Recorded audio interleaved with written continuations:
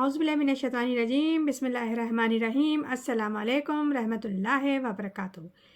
आज हम सूरह बकरा का तर्जुमा तफसीर और ख़ुलासा बयान करेंगे। जैसे कि कल भी हमने कुछ सूरतों का तर्जुमा तफसीर और ख़ुलासा बयान करा था और जिसमें इरशाद रब्बानी हो रहा था कि जब पहुँच गया उनके पास रसूल अल्लाह की तरफ से तस्दीक करने वाला और उस किताब की जो उनके पास है, तो फेंक दिया एक जमात ने अहले किताब में से अल्लाह की किताब को अपने पीठ के पीछे। गोया वो जानते थे लेकिन जानबूझकर उन्होंने ऐसे किया।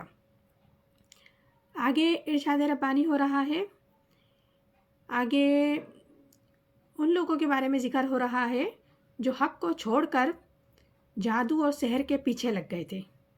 यानी कि ज़माना माजी के यहूद भी और ज़माना हाल के भी, हालांकि ऐसे इल्म से आखिरत में कुछ नफ़ा नहीं बल्कि सरासर नुकसान ही है और दुनिया में भी ज़र है और ख़ुदा के हुक्म के बग़ैर किसी को कोई नुकसान नहीं पहुंचा सकता। तो इरशाद रब्बानी है, वत्तबिउ ततलु शैतान अला मुल्क सुलेमान वमा कफ़रू सुलेमान वलकिन्न शयातीन कफ़रू युअल्लिमान नास सहर, कि वो पैरवी करते थे और जो कुछ वो पढ़ते थे शयातीन, यानी कि जो कुछ पढ़ते थे शयातीन सुलेमान की बादशाहत में, तो कुफ़र नहीं किया सुलेमान ने, लेकिन शयातीन कुफ़र करते हैं और सिखाते हैं लोगों को जादू। इस आयत में वाज़ह तौर पे जादू के मुतालिक बताया जा रहा है वो ये कि ये एक असल हकीकत है कि जब कभी भी किसी मुसलमान उम्मत में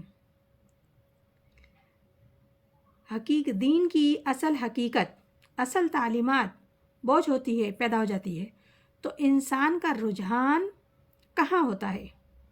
वो जादू, टोना टोटका, तावीज़, अमलियात, कुरान की अमलियात पे लग जाता है। कुरान किस चीज़ के लिए नाजिल हुआ था और ये कुरान, ये लोग कुरान का इस्तेमाल किस तरह कर रहे हैं? दुश्मन को ज़ेर करने के लिए, महबूब आपके कदमों में होगा इसलिए अमले कुरानी है, इतने 100 रुपये का होगा, अगर आप दे दो तो आपको भी मिल जाएगा। यानी कि वो इस किस्म के हरकत करते थे कि इस कुरानी अमल से हम ऐसे से अमल करके दे देंगे, आप इतने पैसे दे दो तो हम आपको करके दे देंगे। तो ये धंधे लगा के रखे थे उस वक्त में भी और हमारे यहाँ भी ऐसे चल रहे हैं और ख़ूब चल रहे हैं इस किस्म के कारोबार। तो वहाँ भी क्या हुआ, जब दीन की असल हकीकत को दूर फेंक दिया उन्होंने और पैरवी की उसकी जो शयातीन थे। हज़रत सलमान के ज़माने में चूँकि अल्लाह ताला ने जिनको हज़रत सुलेमान अलैहिस्सलाम के ताबे कर दिया था, तो वहाँ पर उनका मेल जोल ज़्यादा था लोगों से और उन जिनों का लोगों के साथ उन्हें कुछ इस किस्म की वो चीज़ें सिखा दिया करते थे। यानी कि लोग और जिन सब मिक्स होकर रहा करते थे, तो जिन्नात कुछ जादू, कुछ कलमात, ये सब चीज़ें वो लोगों को सिखा दिया करते थे, गोया के अंदर से तखरीब कारी करते थे। तो सुन लो, सुलेमान अलैहिस्सलाम ने, यानी कि हज़रत सुलेमान अलैहिस्सलाम ने कभी कुफ़र नहीं किया और ये शयातीन ही थे जो ये कुफ़र करते थे, क्योंकि जादू कुफ़र है। और आपने सुलेमानी नक्शे का नाम जैसे सुना होगा, उस वक्त भी था और आज भी सुनने में आता है। तो ये जो सारे हरकतें थी करते थे, ये हज़रत सुलेमान अलैहिस्सलाम ये कुफ़र या नहीं करते थे।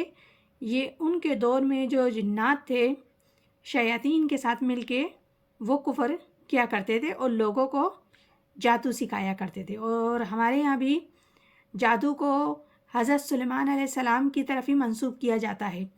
अक्सर व बेशतर लोग कहते हैं कि ये वहाँ से सीखा है, उनकी तालीमात से सीखा है, जबकि ऐसा नहीं है। हज़रत सुलेमान अलैहिस्सलाम ने कभी कुफ़र नहीं किया, क्योंकि कुफ़र परवरदिगार ने फरमाया जादू कुफ़र है।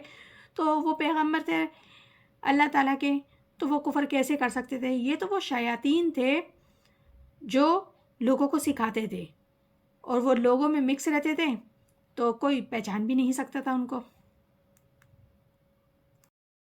آگے ارشاد ربانی ہے وما انزل علی المالکین ببابیل ہاروت ماروت،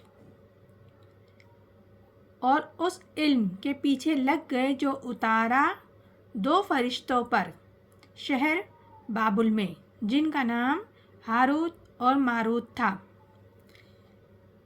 اس آیت میں پروردگار بتا رہے ہیں کہ حضرت سلیمان علیہ السلام کی جب حکومت تھی تو وہاں شیاطین اس قسم کی تخریب کاری کر رہے تھے کہ لوگوں کو جادو سکھا رہے تھے۔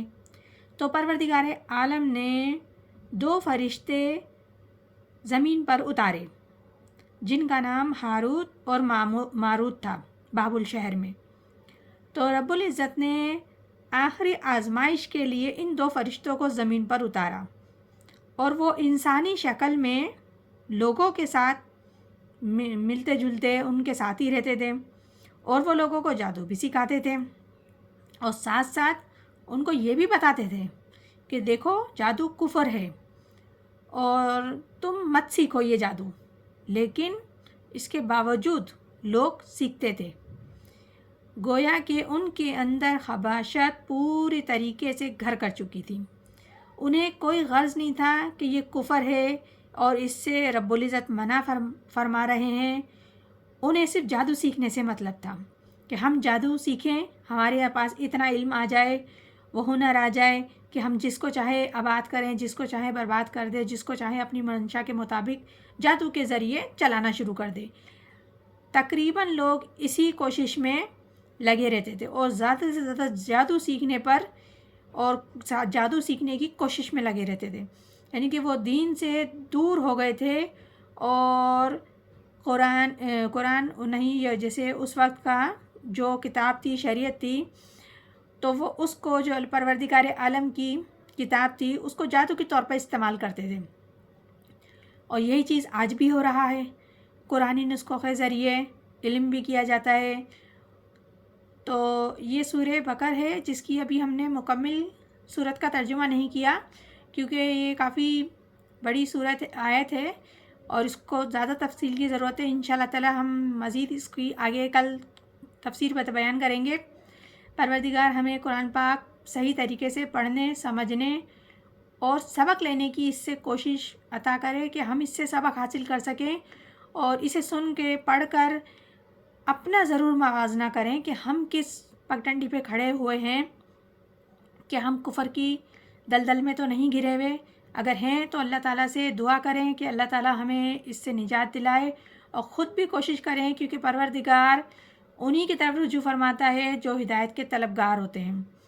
تو اللہ تعالیٰ ہمیں قرآن کو صحیح سمجھنے کی توفیق عطا فرمائے۔ آمین ثم آمین۔ جزاک اللہ۔